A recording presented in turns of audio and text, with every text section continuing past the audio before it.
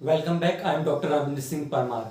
आज हम एक और नया और बहुत ही इंपॉर्टेंट टॉपिक पढ़ने जा रहे हैं और इस टॉपिक का नाम आपने देख लिया होगा। इस टॉपिक का नाम है एंडोक्राइन सिस्टम।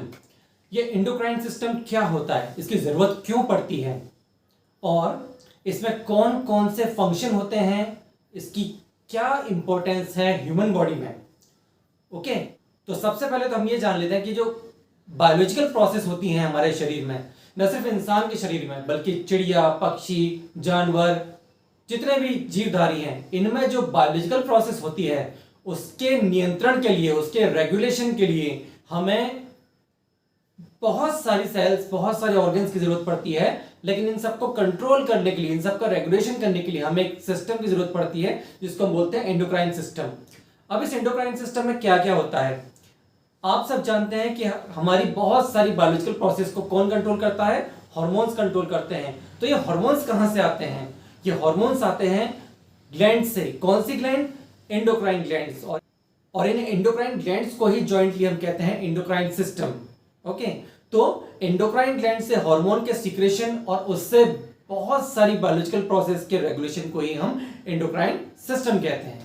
ये जो हार्मोन शब्द है ये बेसिकली ग्रीक भाषा के शब्द हॉर्मेन से लिया गया है। हॉर्मेन का मतलब होता है टू स्टिमुलेट करने वाला, या टू स्टिमुलेट या टू एक्साइट। इसका मतलब क्या हुआ कि वह पदार्थ जो किसी चीज को स्टिमुलेट करे, किसी चीज को एक्साइट करे और आगे प्रक्रिया करने के लिए प्रेरित करे, उसी को हम कहते हैं हार्मोन। और जैसा कि बताया गया, जो हार्मोन शब्द है वो हॉर्मेन शब्द से लिया गया है, जो कि ग्रीक भाषा का एक शब्द है और इसी से हमने हार्मोन शब्द को लिया है। इसका मतलब क्या बताया? इसका मतलब होता है टू स्टिमुलेट, या किसी चीज को एक्साइट करना, किसी चीज को प्रेरित करना, उत्प्रेरित करना।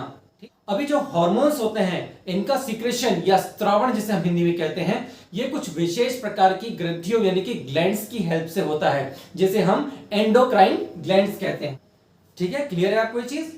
जो हार्मोन्स होते हैं उनका स्त्रावण या सीक्रेशन कुछ विशेष प्रकार की ग्लैंड्स यानी कि ग्रंथियों के द्वारा होता है, जिसे हम एंडोक्राइन ग्लैंड्स कहते हैं। ये जो एंडोक्राइन ग्लैंड्स होती हैं इनको बेसिकली मोटे तौर पर 3 भागों में कैटेगराइज किया गया है या 3 भागों में बांटा गया है। कौन कौन से भाग हैं आइए देखते हैं। यहां पर आप देख सकते हैं कि जो एंडोक्राइन सिस्टम होता है वो बेसिकली 3 मेजर कैटेगरीज में कैटेगराइज किया गया है। ओके, फर्स्ट है उसका exocrine glands, second is endocrine glands and third is mixed glands. ध्यान से सुनिएगा, इसका जो नाम है, इस नाम से ही आपको सारा अंदाजा लग गया होगा कि ये किन ग्लैंड्स की बात हो रही है। आपको इसमें रटने की बिल्कुल भी जरूरत नहीं है। अब सबसे पहले बात करते हैं एंडोक्राइन ग्लैंड एक्सोक्राइन ग्लैंड्स की। एक्सोक्राइन ग्लैंड्स क्या? एक्सो यानी बाहर, क्राइन यानी बहाव या बहने वाला, और ग्लैंड्स मतलब ग्लैंड्स। तो एक्सोक्राइन ग्लैंड्स का मतलब क्या हुआ कि वह ग्लैंड्स जो कि नलिकाओं या ट्यूब्यूल्स या ट्यूब्स की हेल्प से हार्मोन्स को ग्लैंड से टारगेट ऑर्गन या टारगेट सेल तक पहुंचाए, उन्हें हम एक्सोक्राइन ग्लैंड्स कहते हैं।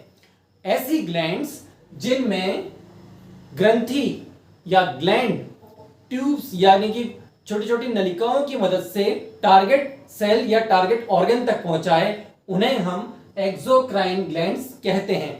अब इनमें उदाहरण कौन कौन से हैं? इनमें उदाहरण जैसे आपके हो गई मिल्क ग्लैंड, है ना, जिसे हम हिंदी में दुग्ध ग्रंथि कहते हैं। दूसरा क्या हो गया आपके आंसू, स्वेट ग्लैंड्स। ठीक है, थर्ड हो गया आपका जो मोम निकलता है कान से, नाक से, जो श्लेष्म निकलता है, वो भी इसके अंदर ही कैटेगराइज किया गया है। ठीक है, आपकी स्वेट ग्लैंड्स, पसीना ग्रंथि। ठीक है, तो इनमें क्या होता है, इनमें हॉर्मोन्स को सीक्रेट करने के लिए ट्यूब्स की जरूरत पड़ती है या नलिकाओं की जरूरत पड़ती है, इसीलिए हम इसे एक्सोक्राइन ग्लैंड्स कहते हैं।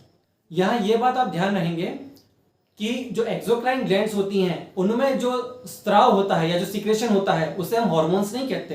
हार्मोन हम कहेंगे, अभी एंडोक्राइन सिस्टम पढ़ेंगे, एंडोक्राइन ग्लैंड पढ़ेंगे, उसमें जो सीक्रेशन होता है उसे हम हार्मोन्स कहते हैं। ठीक है, इसमें जो सीक्रेट होता है उसको सिर्फ सीक्रेशन ही बोलेंगे या स्त्राव हिंदी में कहते हैं, वही बोलेंगे।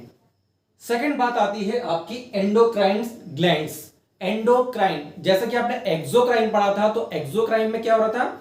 एक्सोक्राइन ग्लैंड्स के अंतर्गत आपने पढ़ा था कि जो सिक्रेशन है वो ट्यूब्स के द्वारा हो रहा था, लेकिन जो एंडोक्राइन ग्लैंड्स हैं इनमें किसी भी प्रकार की ट्यूब्यूल्स की या किसी प्रकार की ट्यूब की या किसी प्रकार की नलिका की आवश्यकता नहीं होती है।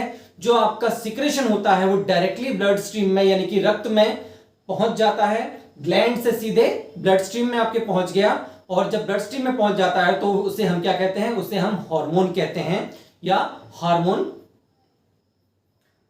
उसे हम हार्मोन कहते हैं। ये हार्मोन फिर क्या करते हैं, सीधे आपके ब्लड स्ट्रीम से होते हुए अपने टारगेट तक पहुंचते हैं और वहां पर जाके उसे स्टिमुलेट करते हैं उस प्रोसेस को, जिससे कि फर्दर जो बॉडी है आपकी अपना फंक्शन कर पाती है।